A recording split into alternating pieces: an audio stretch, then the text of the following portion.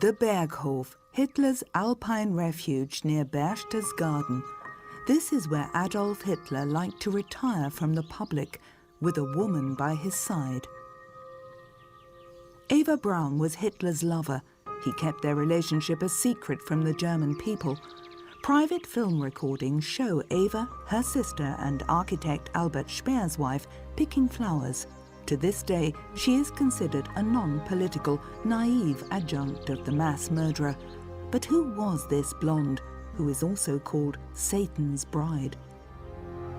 Eva Braun war eine junge, blonde. Eva Braun was a young, blonde and attractive woman. She was very much into sports. On photographs, she appeared to be very joyful and lively. During the more than 13 years of their relationship, this girl from a lower middle-class family turned into the uncompromising companion of the dictator. Underneath this often fake facade, there was a very determined woman who tried to achieve her goals with an incredible toughness and consistency. It showed already quite early, and she also stressed it to Hitler that she would take things to the last consequence, even to her death. Her biographer wrote that Eva Braun was vain, caught between power and impotence, and by no means a victim. She earned her name in history, even was always depicted as a slightly dumb blonde, and Hitler as the detached leader, the inhuman monster who was unable to lead a regular private life. But now we know that this wasn't the case at all. Both had a very close relationship for more than 13 years. And he wasn't detached, but rather tolerant and protective towards her. Everything that pointed to her existence was supposed to be destroyed after their joint suicide in 1945. But the private recordings of Eva Braun survived and allow insights into a rather strange relationship. He seems like the complete opposite of her. A bit uptight, elderly, tensed up. At first sight, they don't seem to fit together at all. But if you look behind the scenes, you can see that they had a lot of common interests. They both loved movies, the opera and operetta, and what really defined their relationship was their commitment towards each other. Total faith and loyalty. In 1946, several hours of film recordings and dozens of photo albums were discovered at the Austrian home of an SS soldier who failed to destroy the materials. Those images allow a look behind the curtains that wasn't made public to the Germans during the Nazi period. They give the illusion of a harmless, idyllic life. Officially, Hitler's lover was employed at the Berghof as his private secretary. She and her younger sister Gretel were amateur film enthusiasts and documented many private moments for years. Die bunte Filmschau, aufgenommen von Eva Braun. Colourful movie moments recorded by Eva Braun was mainly supposed to entertain Hitler's inner circle. She called this film Pünktchen am Berg. It was presumably recorded in the summer of 1937. 16mm colour film had become available only recently, and the Braun sisters enjoyed spending their time with this unusual toy. Beside Eva Braun sat her friend Marion Schönemann and the wife of Hitler's private secretary, Gerda Bormann. They took turns in taking photos and filming each other. Gretel was 25 at that time. Little is known about Eva Braun's childhood and teenage years. Her photo albums provide an insight into her early life. Eva Anna Paula Braun was born in Munich on February 6, 1912, the second of three daughters to vocational school teacher Friedrich Braun. Her parents' marriage had survived a crisis during the early 20s.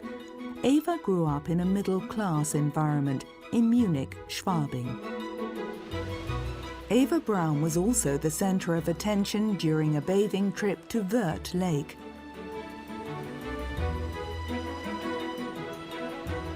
Like every year, the Brauns' relatives from Jena visited Munich and accompanied the family on their trips. Cousin Gertraud greatly enjoyed the time in the water.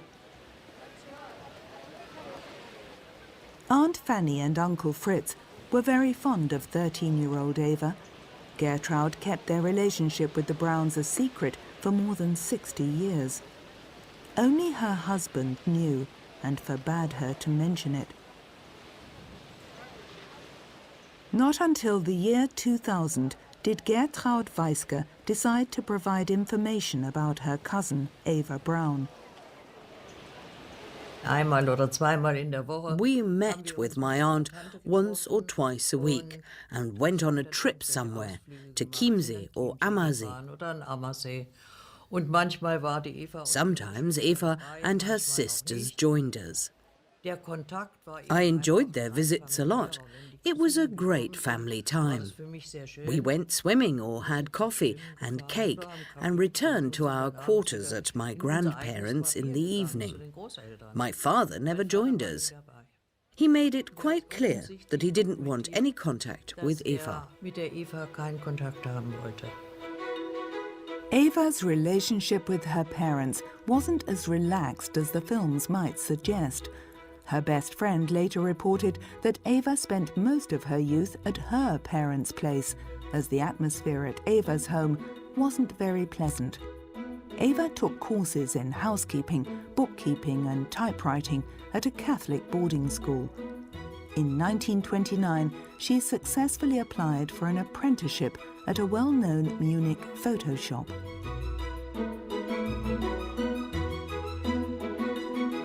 Heinrich Hoffmann was the shrewd personal photographer to Adolf Hitler. At one point, he introduced his new worker to him. "This is our brave little Fräulein Eva." Apparently, the two of them met frequently afterwards. Hitler confided to his adjutant, "For love, I keep a girl in Munich." Sie war 17 und war 40. Also war ein schon etwas ältlicher. She was 17 and he was 40 years old. Mädchen offenbar attraktiv This elderly bachelor apparently was smitten by this girl, and she found him impressive, as did many women at the time. Vor allen Dingen auch viele, die zu seinem direkten And so did her boss, Heinrich Hoffmann, whose part in the initiation of this relationship stays rather inconclusive to this day. Rolle gespielt, die allerdings bis heute unklar bleibt. Eva Braun's private photo albums shed a light on the true story. In 1931, she was allowed to accompany Hitler to Obersalzberg for the first time. There were no photos showing the two of them together. The blonde felt neglected. She wanted him to commit himself to her totally, even turning her father's gun on herself. Als 17-Jährige muss man sie sich vorstellen als relativ She was a rather joyful and naive 17-year-old, but at the same time she was quite extroverted. Sie hatte doch immer einen Drang, sich auch She liked her picture taken and was by no means a shy girl. gänzlich schüchtern. Their relationship grew closer. Hitler told Heinrich Hoffmann that he realized from the incident that the girl really was in love with him and that he felt the moral obligation to care for her. Eva Braun's family was anything but euphoric about this relationship without a marriage certificate. I was 9 years old when I got wind of it by reading it in the papers. I saw a photo of Eva and Hitler. I think he was on it too. And the caption read, "Eva Braun, a teacher's daughter from Munich, is Hitler's new favorite." I showed it to my mother and she said, "Don't talk about this. It's not true. This is nonsense and I don't want it mentioned again." As Hitler made no attempts to legitimize that relationship, Eva Braun was considered his mistress by her relatives. Photos of that time show her as a fashionable young woman who apparently was more interested in hairstyles and clothing than politics. Her cousin Gertraud recalls, Sie war 12 Jahre älter als ich. This attractive young woman was 12 years my senior, a very attractive woman, and I admired her and her sisters. She was well groomed with her long fingernails, and I enjoyed meeting and spending time with them. Aber mit 10 Jahren, da macht man sich keinen Gedanken darüber. As a 10-year-old, I didn't wonder whether I wanted to become like her and didn't really think about it. We fooled around like young girls do. She was very much into sports, dived from the highest platforms, whereas I only managed the lowest one. Despite the feelings of my other relatives and the difference in age, I idolized her as the athletic young woman she was.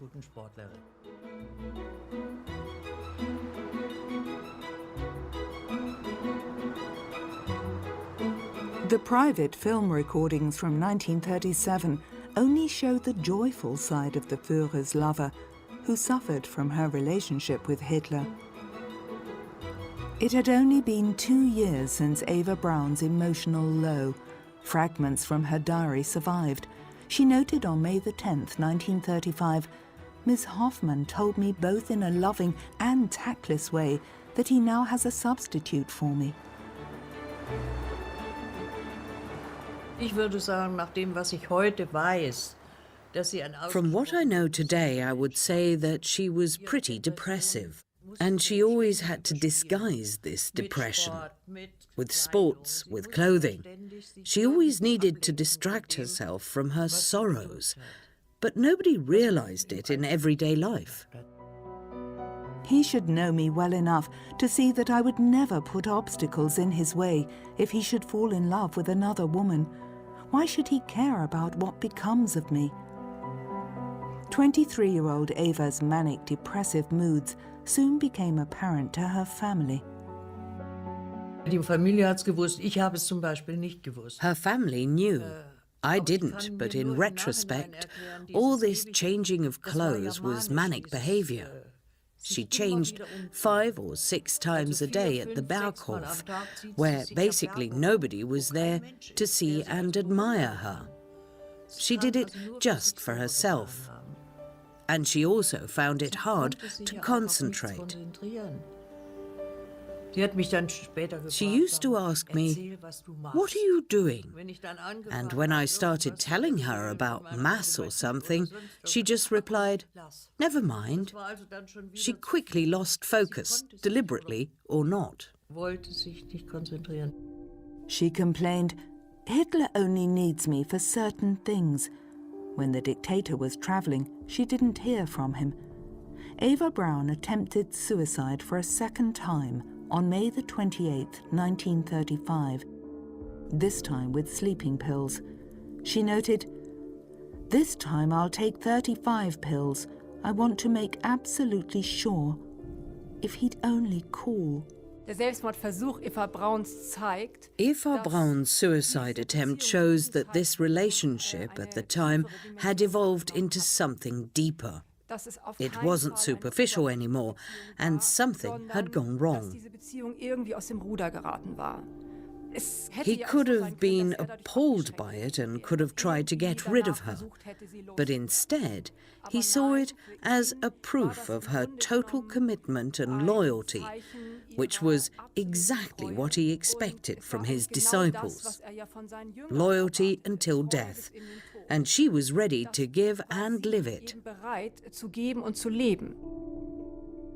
Eva's parents reproached her constantly and made it impossible for her to remain at their home.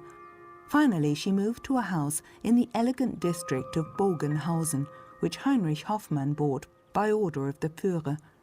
Hitler's private apartment was close by. Eventually, she was allowed to quit her job at the photo shop. For appearance's sake, her sister Gretel also moved to the small house with a garden. In 1938, Eva Braun became its official owner. Ich wusste nicht, von wem sie das Haus bekommen hat. I didn't know who had given her the house. All I knew was that she and Gretel moved out of their former home and moved there now. They were old enough to do so after all. But I didn't know anything else about that house, that it was a present of Hitler's. Nobody ever talked about it.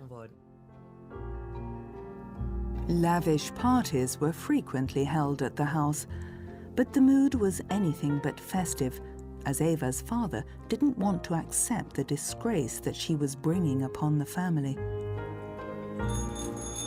Her biographer doubts the credibility of Friedrich Braun's later statement that he had written a letter to Hitler ordering his daughter to return to the family home.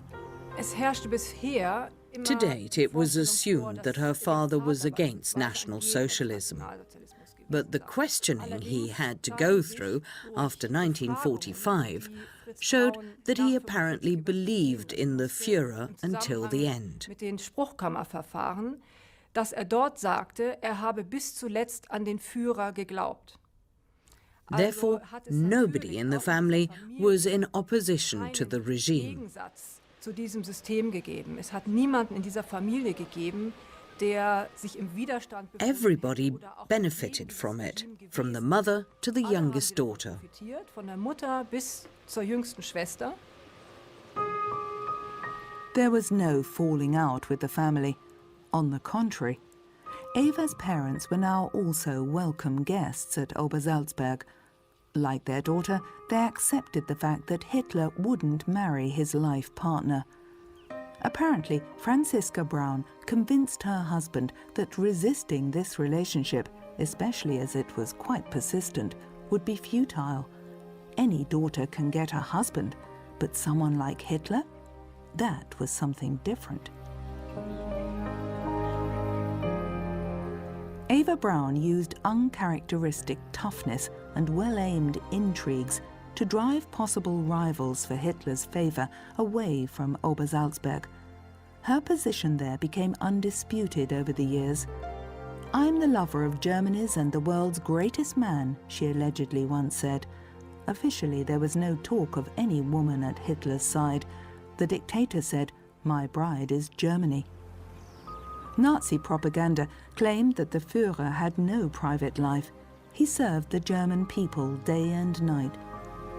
Film and photography had become Eva Braun's biggest passions. She loved to stage her lover on the Berghof's terrace. The film seemed to show the Führer transported to another world, distanced from his people, welcoming friends and political companions up there. Some of her photo spreads survived uncensored in her private albums, showing Eva Braun's professional work. Diese Filme und Fotos, die Eva Braun von Hitler. The films and photos Eva Braun shot of Hitler and the people at the Berghof weren't just of a private nature. She still worked for Heinrich Hoffmann and also created those works to sell them, and she sometimes got big sums of money for them. Und erhielt dafür sehr viel Geld zum Teil. Für eine einzige Fotoarbeit 20.000. One single photo for 20,000 Reichsmarks, for example. She was part of the propaganda machinery, part of Hoffmann's propaganda department, who staged the Führer's private appearances. She presented him as a caring family man, a child-loving patron. Patron, das passt eigentlich. This doesn't really fit with the perception people used to have of her, that she made those photos only because she dreamt of a family life with Hitler. No, she used those photos for business, and Hitler was well aware of that. It was part of the plan. Among the most welcomed guests at the Berghof were Hitler's favourite architect Albert Speer and Joachim von Ribbentrop, who was appointed foreign minister in 1938. Heinrich Hoffmann and his wife were also often present. Hitler verließ sich im Grunde genommen in der Zusammenstellung dieser Berghof. In regards to the selection of people around him at the Berghof, Hitler mainly relied on Heinrich Hoffmann and Eva Braun. This entourage basically was his emotional foundation. Dort führte eben sein privates Leben. His private life took place in the surrounding of these people, whereas his biological family was kept apart. Die hatten auf dem Berghof seit 1936 überhaupt nichts verloren. From 1936, they never visited the Berghof. He met with them separately. He selected his own replacement family, which consisted of the Speers, the Bormanns, his doctors' families, the Hoffmanns and Eva Braun and her family. This circle was so important to him that he often retreated to the Berghof before making important political decisions, among this familiar surrounding. Invitations to the Berghof were highly coveted among the Nazi notables. Even though life up there appeared to be quite stuffy, some of the guests claimed that this petty bourgeois idyll felt intoxicating to them. All that remains of the social life on Obersalzberg are memories of a strange emptiness, Albert Speer wrote later. Hitler hardly ever mentioned the Jews, his political opponents, or even the necessity of building concentration camps. I suppose this wasn't intentional, but rather due to the banal nature of the conversation. Those people of the inner circle were aware of Hitler's special living arrangements. After a while, they took for granted that Eva Braun played the part of the lady of the house on such occasions. Sie war nicht politisch, kaum je versuchte sie. She wasn't a political person. She hardly ever tried to influence Hitler. But of course, people talked about politics at the Berghof, in the women's presence as well. They weren't involved in the decision-making or military planning, but there were discussions about how to proceed with Austria after the so-called annexation, for example. Hitler's secretary, Martin Bormann, was also part of the inner circle. He made sure that all the neighbors disappeared from around the Berghof and supervised its transformation to a secure, restricted area for the Führer. Hitler liked to sleep long and usually ate lunch at 3 o'clock in the afternoon. This was often followed by a long walk with his guests. This time, Ribbentrop appears to be Hitler's preferred conversation partner. Several delicate political matters were discussed confidentially. The foreign minister was a loyal henchman to the dictator, implicitly supporting his plans for war.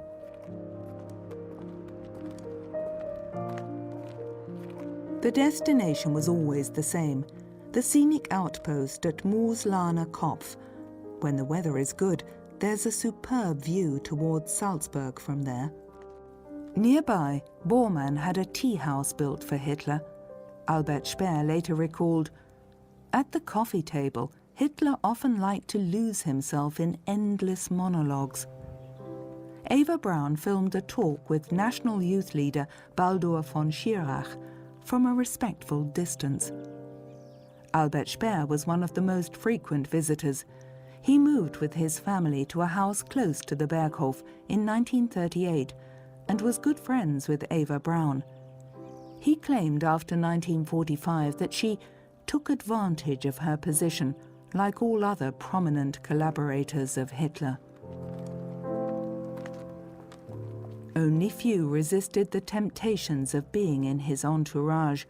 Hitler didn't really resist this development, Speer recalled later. The specific circumstances of his style of leadership led him to increasing loneliness, Speer believed. According to him, Hitler was unable to form normal human relationships. He continued, "In hundreds of talks, he covered topics like fashion, dog breeding, theatre and film, operetta and its stars. Sometimes Hitler fell asleep during his own monologues. Once in a while, the Führer's lover took exceptional photos that would never have been published during his lifetime. They document their special relationship.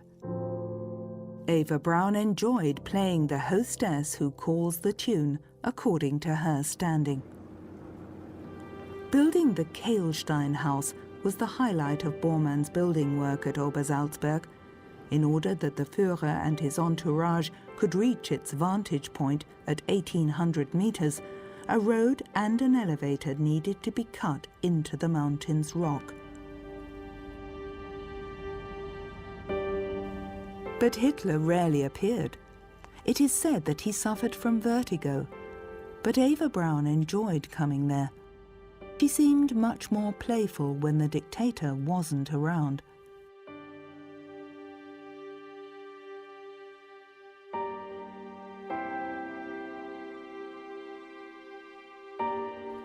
A series of photos shows Hitler and Eva Braun at the Kehlstein house with Magda Goebbels, the propaganda minister's wife, by his side. She had fled to the Berghof with her children and played her part as the betrayed and indignant wife.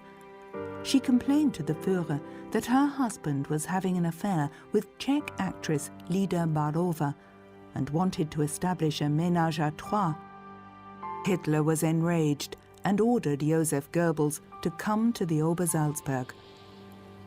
It's not clear if these film recordings of Eva Braun show Goebbels' arrival that day or during another visit. The Führer's word of command forced Goebbels to separate from his lover, and Hitler forbade his propaganda minister any further contact with the actress. The marriage with Magda had to be maintained due to reasons of state. Goebbels obeyed the order. This photo of the 1938 New Year party documents the Führer's and Eva Braun's quasi-marital relationship. Hitler, the professed vegetarian, got his own menu, which Eva Braun put into her photo album. The results the dictator got during the traditional lead pouring are not documented. 1939 was the turning point in Hitler's rule. He had achieved one success after another, rearmed Germany, incorporated the Saar region, the Sudetenland, and the whole of Austria into the Third Reich. Even his opponents agreed that he would have been the greatest German since Bismarck if he had died at that point. But the dictator aimed for war, and therefore this moment marked the beginning of his demise. Even though Eva Braun was a good skier, Hitler didn't like her to ski, as he was afraid of her being injured. But once, when the dictator was away from Obersalzberg, he allowed her to go skiing with Albert Speer for 8 days in Austria. Speer later remembered that she danced with young officers until the early morning without being recognized. According to Speer, they both were united in their resentment of Martin Bormann due to his arrogant and crude way of abusing nature and cheating on his wife. During Easter time in 1939, Eva Braun filmed the many children of Speer and Bormann on their hunt for Easter eggs. The children lived secluded from the world on Obersalzberg. It's not known if Eva Braun wished to have children. There were rumors that she once had an abortion in Munich, but there's no proof of that. Speer had sympathy for the unfortunate woman. According to him, Hitler once said in her presence, "Very intelligent men should choose a primitive and simple-minded wife. And imagine I had a wife who meddled in my affairs. I want peace and quiet in my spare time." Meanwhile, the dictator preferred to rule Nazi Germany from the Berghof. There, he developed crucial political and military plans, issued laws and decrees. One of the reasons may have been his firmer relationship with Eva Braun. who always happened to be at Obersalzberg when Hitler was there with his entourage. An adjutant later recalled that it became more and more difficult to obtain decisions from the head of state. It was often impossible, even for representatives from the party and the government, to reach Hitler when he was at Obersalzberg. Only cultural events seemed to be able to lure artist Moncke Hitler from his command center at Obersalzberg. In June 1939, he spontaneously traveled to Vienna to attend the 75th birthday of composer Richard Strauss. On his way back to Berchtesgaden, the Führer visited places where he spent his childhood. Eva Braun filmed his arrival at Fischelham Primary School near Linz. In his book Mein Kampf, Hitler described himself as a little ringleader when the boys of the village played cops and robbers. His class teacher later remembered a skinny, pale boy who despised learning, neglected his talents, and wasn't able to follow school discipline.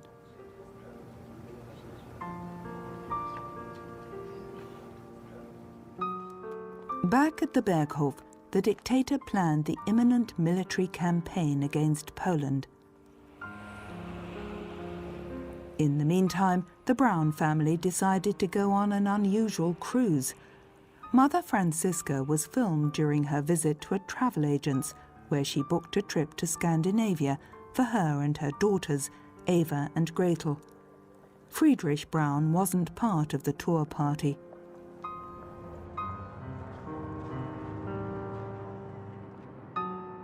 The little tour group arrived in Hamburg shortly thereafter to board the cruise ship Milwaukee. The Brauns, with Eva behind the camera, crossed the harbour on a launch.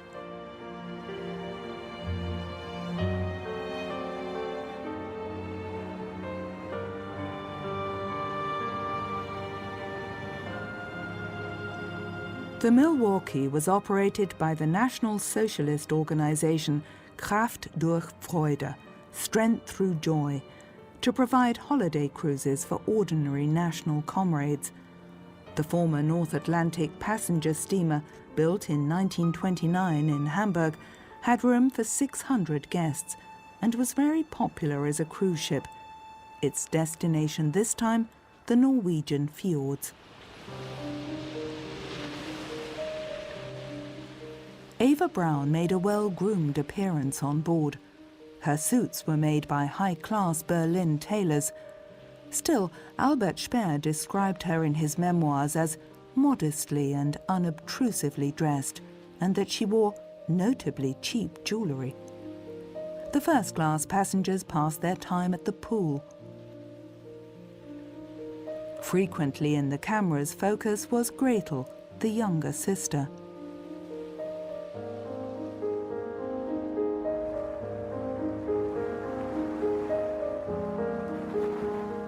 A shore excursion in northern Norway.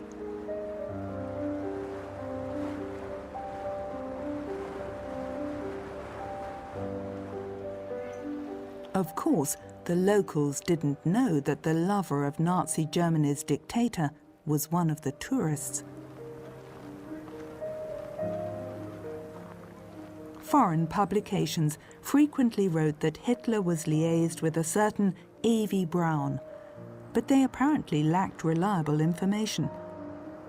Journalist Robert Arndt wrote in a booklet entitled The Women in Hitler's Life that was published in New York in 1944. Eva Braun is hardly the typical Aryan glamour girl. She may be blonde and blue-eyed, but she is stout and ungainly in her appearance. She resembles the image of a German middle-class Hausfrau, rather than First Lady of the Reich. Eva hasn't always been the conservative housewife she is now. In the early days of her relationship with Hitler, she was known for the drinks she served the Nazis, and even the Führer. She also had a talent for producing perfumes, and it is rumoured that she mixed erotic scents to attract the Führer. Obviously, this description was totally fabricated, and Nazi censorship made sure that it wasn't published in Germany.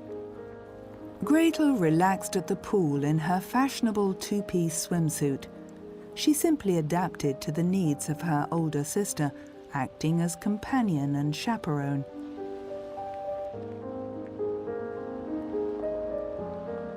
Another highlight of the cruise, lobster was served on deck at lunchtime.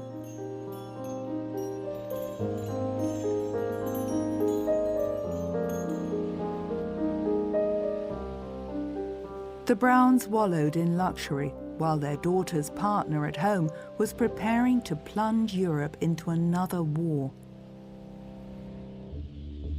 On June the 17th, 1939, Hitler welcomed the special emissary of the Saudi Arabian king for a meeting.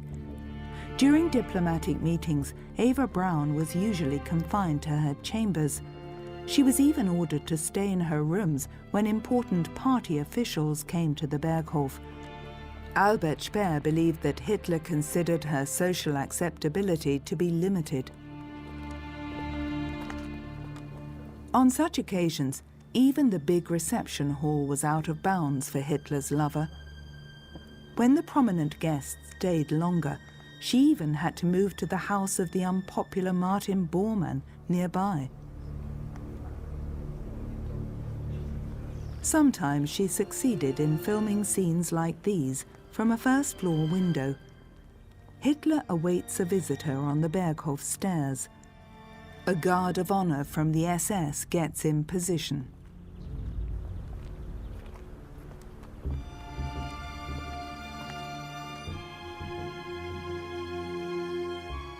Hitler was convinced during his rise to power that Germany's former greatness could only be achieved by another war where countries were conquered. Of course, this would need to be done by force. There would be war, and he wanted to start it when he was still physically fit to lead it. The thought of sickness or an early death made him expedite his plans for war. He wanted to start it sooner rather than later. Hitler didn't consider war as something shameful or that should be avoided. Poland would be his first casualty.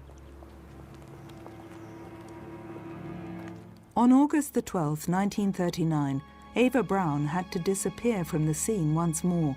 From a safe distance, she filmed a unit of the Leibstandarte SS that were lined up for the reception of Italy's foreign minister, Count Ciano, who had come to discuss Italy entering the war with Hitler. It isn't clear if Heinrich Hoffmann shot this close-up photo of the visitor. Eva Braun's note in her photo album reads, "There's something forbidden up there. Me." Hitler informed his ally about his decision to attack Poland. Eva Braun called these snapshots of the guest of state's departure viewed from the hotel room's perspective. During that time, Eva Braun was able to film SS Chief Heinrich Himmler with his associates Reinhard Heydrich and Karl Wolff on the Berghof terrace.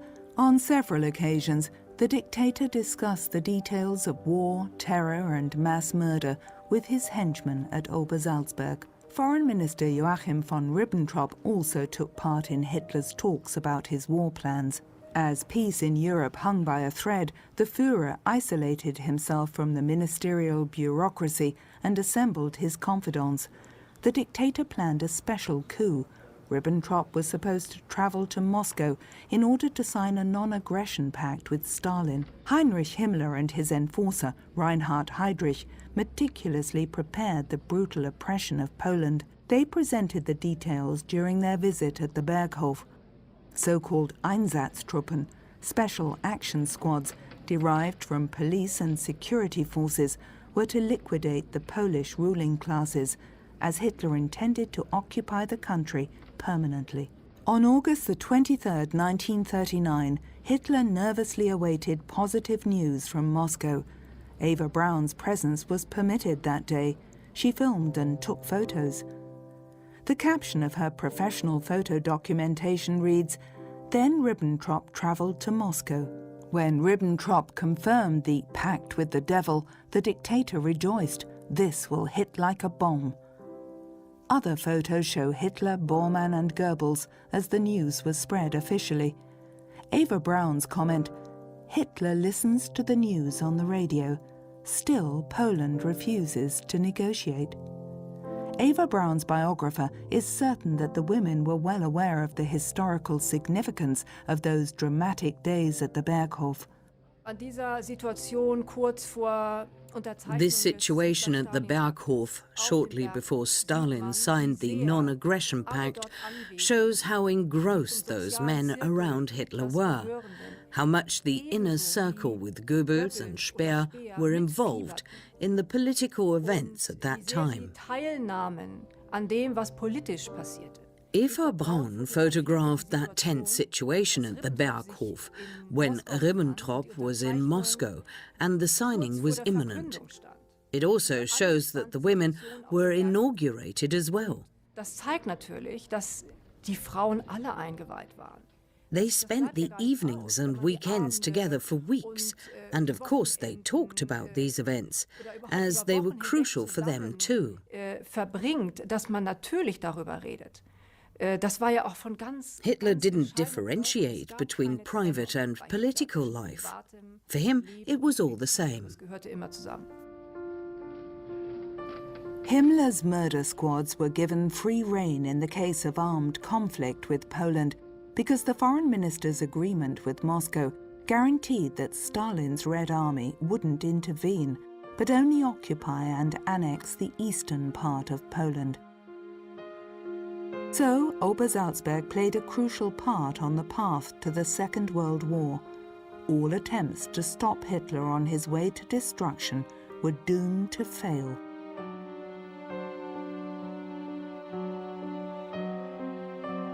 Nine days later, the dictator declared war on Poland.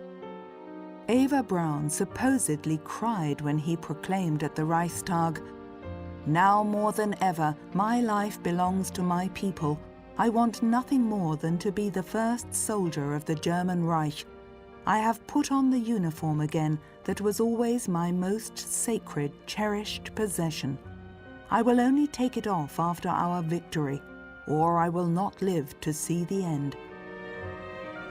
On that September the 1st, 1939, Eva Braun supposedly told her older sister Ilse, "This means war. He'll leave, and what will become of me?" According to Ilse Braun's memories, she also said, "If something happens to him, I'll die too." The same evening, Eva Braun ordered food and drinks to be brought to the storage rooms of the Berghof. She supposedly explained, "We need lots of supplies. We'll need them to last for a long time."